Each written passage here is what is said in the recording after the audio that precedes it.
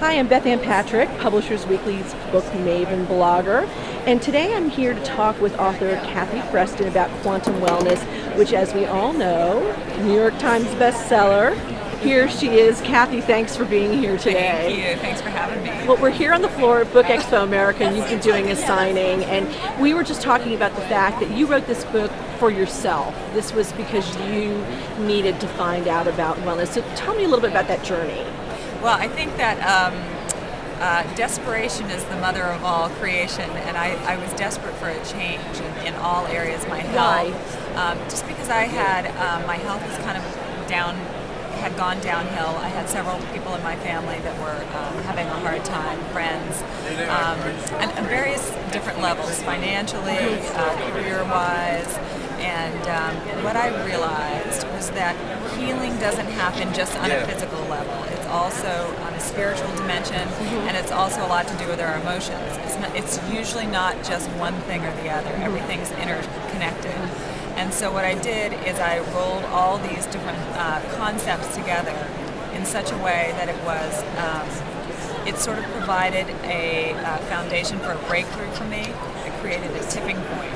And that's what this is all about, is sort of creating a momentum and leaning into a shift. And then before you know it, there's a breakthrough. Well, what do you mean by a tipping point in wellness? What does that mean to those of us who either aren't there yet, are seeking it? It means you take small steps, things that, the word quantum comes to mind as small, unseeable particles or waves, so things that happen on an invisible level. So it sort of makes me think of you're doing things in small, tiny ways, just upgrading little things, whether it's from sugar to agave nectar, or you're taking 10 breaths and moving towards more meditation, or you're thinking about your food, where it came from, perhaps eliminating one animal from your diet. So you're doing small, tiny little shifts, and what happens is it creates a momentum, and so you lean into this new way of being. It's as if you're leaning onto a continuum of health. And then before you know it, you keep adding in small practices, very doable practices, and they add up to create this sort of snowball effect. And then what happens is you don't even realize that you're in a brand new place, and suddenly you find yourself at a whole new level. Well, now for you, what was the first little quantum particle that you took? Was it breathing? Was it drinking water? Was it exercising? For me, it's always been breathing, taking a conscious breath, and I always say start with 10 breaths. If you don't want to commit to 5 minutes or 10 minutes or 20 minutes of meditation, just to literally close your eyes and take 10 breaths. And for me, that was a huge breakthrough, because I realized I have no excuses. It's under 1 minute. And if I'm serious about creating wellness in my life, I can afford to take 10 breaths. And what that did is it centered me, it grounded me, it calmed my nervous system. The chemicals in my brain started shifting, and I tapped into a creativity that I didn't know before. So and that's what this does, is one tool leads into the other tool. So once I started meditating, it was a natural thing for me to think more about how I eat, how I consume. That led me more into doing service. That led me more into having fun and celebrating my life. So one thing leads into the other and creates momentum. Well, and that's fascinating too, because you were talking about the idea that it's also about consuming differently. And that might mean less of something, it might mean more of something. Yes, and it just means being conscious. So I'm not going to consume without thinking about how did this product arrive on my plate, or clothes that I'm wearing.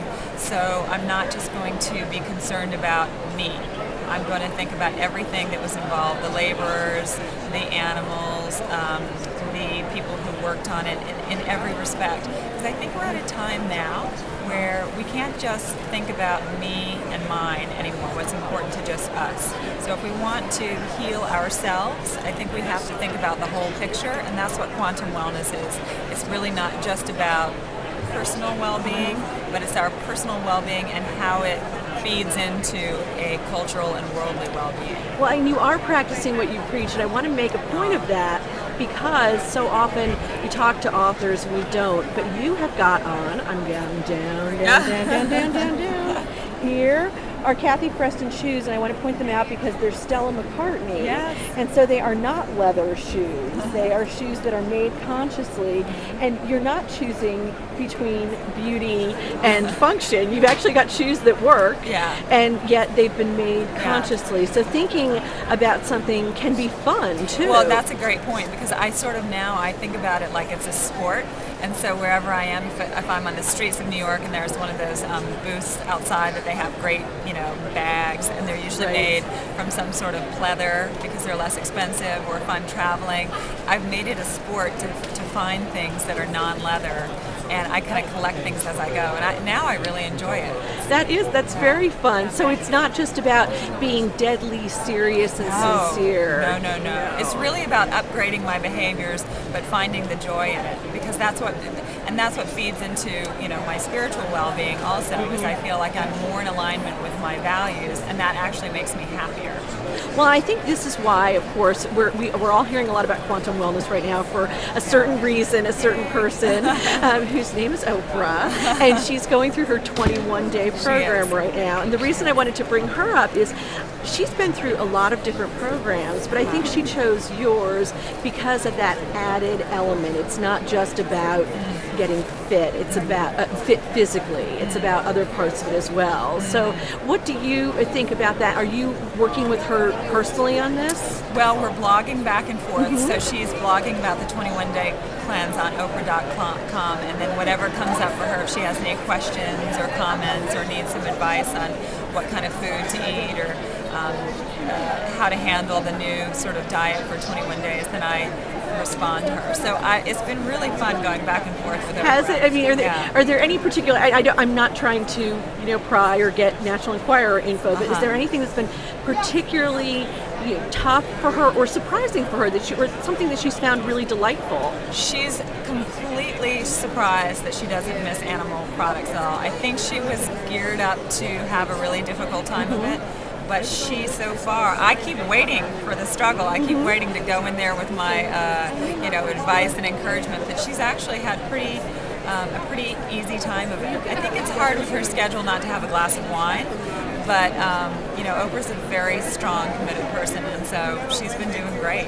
Now, is she also making changes besides diet and exercise? Is she making changes like buying different kinds of handbags or shoes? No. It's really just the 21-day cleanse. So cutting out alcohol, sugar, caffeine, gluten, and animal products. And is that something, Kathy, that you now follow yourself completely as well? Or have you allowed some of these things back? Oh, I allowed some of these things back. Wine? Yeah, animal products for sure are definitely out of the diet, but I definitely enjoy a glass of wine or a cup of coffee, piece of bread, Sugar I really don't eat. Because I'm a vegan, so I don't have eggs or milk. Most desserts I don't have anyway, unless they're vegan. And which are delicious. Yeah, really good. And I try to stay away from sugar just because I myself, I feel a little tired out. I get wound up and then tired by it. So I try to choose things with agave nectar or stevia, things like that. And I'm just keeping an eye on the time because you've got people who want to get signed copies of your book. You're doing really well here. And I want to ask you, we talked about the breaths. What are 5 quick things that you would tell just an average sort of, whether she's in shape or out of shape woman, to give a try right now? We can start off with the breaths, 10 breaths. That's one thing you can do. Another thing you can do is cut out one animal from your diet. So start with the smaller animals first, because that's the most humane thing to do. So maybe take out chicken and turkey. You can also just walk around the block one time and then increase it by another block when you feel ready. Another thing you can do is just sit and visualize for a few minutes what you would like your life to look like. And then the last thing I would say is start journaling. It's a very powerful process to get up in the morning and just journal. Process your feelings, purify what's going on inside of you, and start with a clean slate at the beginning of the day. Well, I want to say thanks so much, Kathy Freston. We're going to go back to the book cover, Quantum Wellness, and it's out right now from Weinstein. Kathy, thanks a lot, and really good luck with everything. Thank you so much. Bye.